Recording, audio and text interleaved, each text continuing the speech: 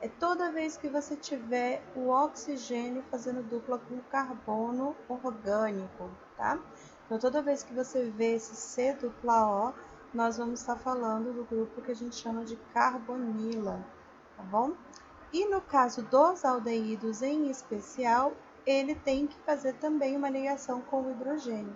Então, esse é o que a gente chama de grupo funcional. E o que isso acaba influenciando, né, no nosso conteúdo? É que eu comprometo 3 ligações do carbono. Então, só resta essa ligação para estar formando ligação, formando a cadeia. Então, o aldeído, né, esse grupo funcional, ele é fácil de visualizar porque ele sempre estará na extremidade da cadeia carbônica. Esse grupo obrigatoriamente tem que estar em um carbono primário. Ele tem que estar em um carbono das pontas, tá? Das extremidades da cadeia. Então, fica fácil a gente visualizar esse grupo funcional. Então, sobre nomenclatura. A gente já andou vendo por aí, né? Nos hidrocarbonetos treinamos bastante. A nomenclatura ela é composta dos prefixos, met, et, prop, but, que eu já revisei bastante com vocês.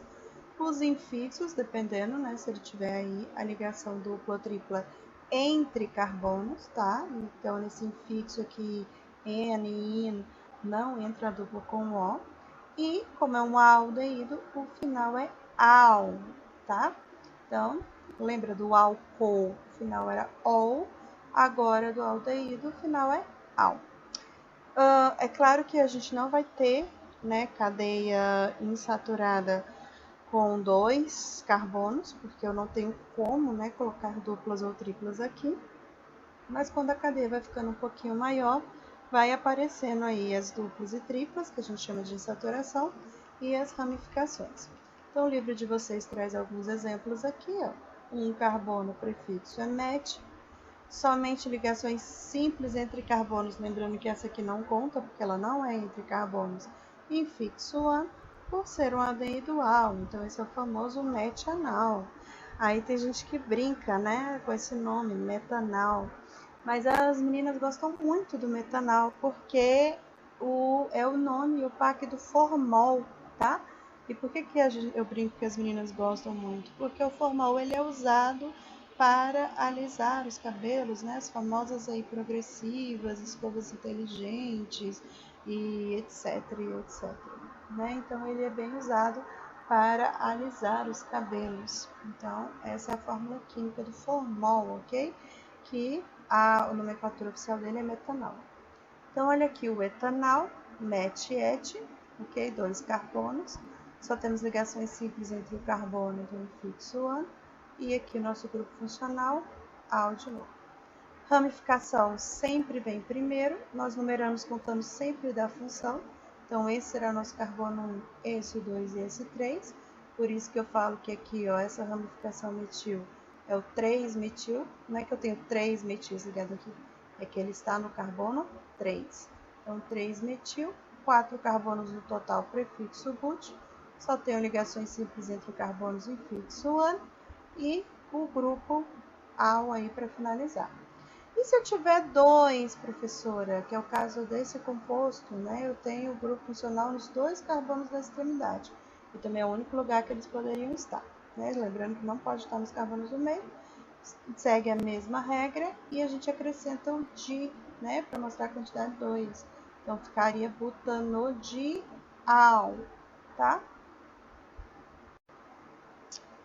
Bom, continuando, existe, né, a função ligada ao anel aromático.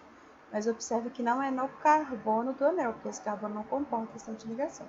É um carbono que vem afora, mas isso aqui é considerado função, tá, gente? Não ramificação, apesar de estar para fora do anel aromático.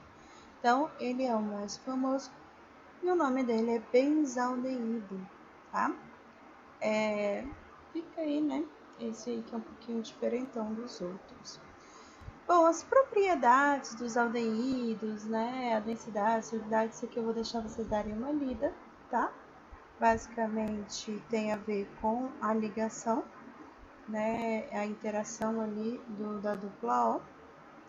Como eu havia falado para vocês, né? A escova progressiva é o nosso metanol, que também pode ser chamado de formaldeído ou simplesmente de formol, tá? Então é o aldeído mais famoso no dia a dia de vocês.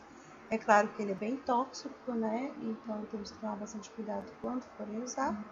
E aí vocês vão ter os exercícios. Sempre vem aqui os exercícios resolvidos. E no caso, como vocês estão com o meu material para construir, também já vai estar respondido. Então fica aí como tarefinha para vocês estarem fazendo, mas daqui a pouco, tá? Os exercícios do para praticar e do para aprimorar, que é a página 35. E aí nós vamos para a explicação de cetonas. As cetonas, elas também têm o grupo carbonila, tá? A diferença é que, ao contrário do aldeído, essa carbonila ela não vai estar no carbono da extremidade. Ela agora obrigatoriamente tem que estar no carbono secundário, ou seja, um carbono do meio. E aí, por isso que ela muda a função, não é mais chamada de aldeído, é chamada de cetona. Então, observa que a diferença de um aldeído e de uma cetona é algo muito sutil. Ambos têm o mesmo grupo funcional, a diferença vai ser o tipo de carbono. Um está no carbono das extremidades, no caso do aldeído, e a cetona ela está entre dois carbonos. Mas a regra de nomenclatura é a mesma. O que muda sempre? Sufixo.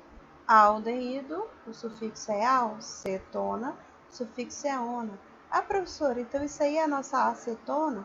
Bom, a acetona é uma das cetonas que existem, mas ela não é a única, tá? Então, cuidado para não confundir o nome cetona com o nome acetona. O nome acetona é o nome usual de uma das cetonas que existem. O nome da função é cetona, tá? Então, fica ligado e cuida disso. E, inclusive, por isso que é a primeira acetona, a acetona de menor cadeia. Vamos entender isso aqui. Por que eu falei que a acetona, né, é a nossa acetona de menor cadeia?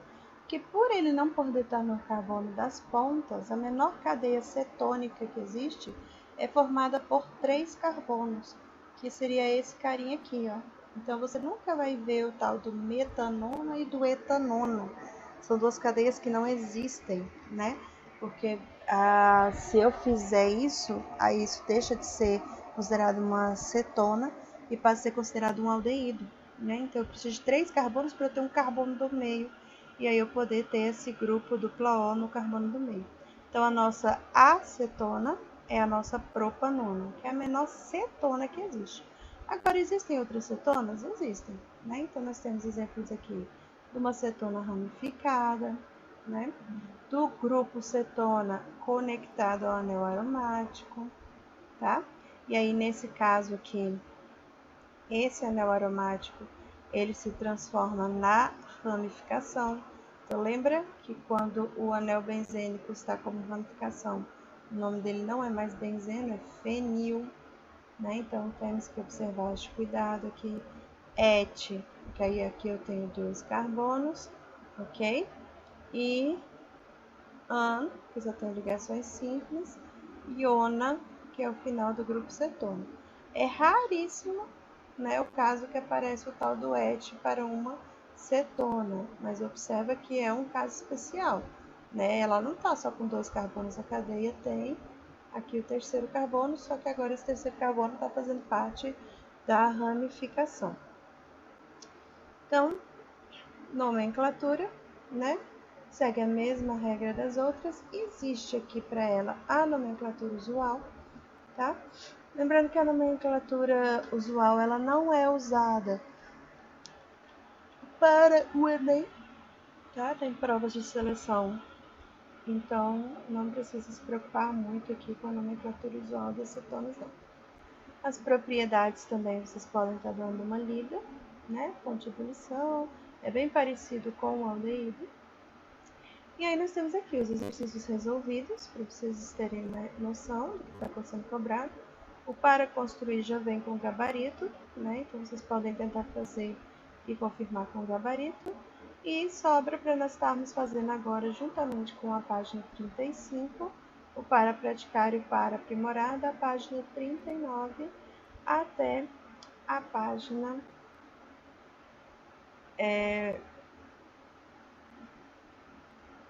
44.